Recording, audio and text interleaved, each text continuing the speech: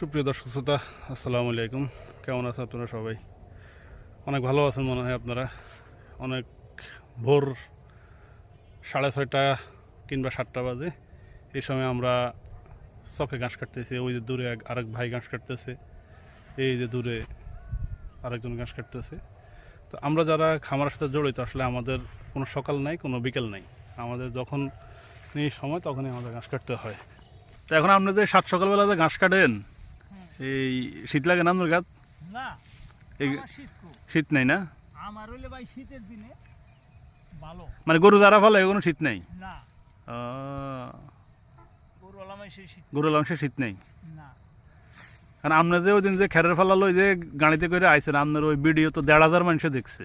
1,500 মানুষ। 1,500 মানুষে দেখছে, কম না। এর লাগে আজকে আবার দুই ভাই মিলে ঘাস কাটবার মনে মনে কই একটা ভিডিও করে দিই শর্টকাট।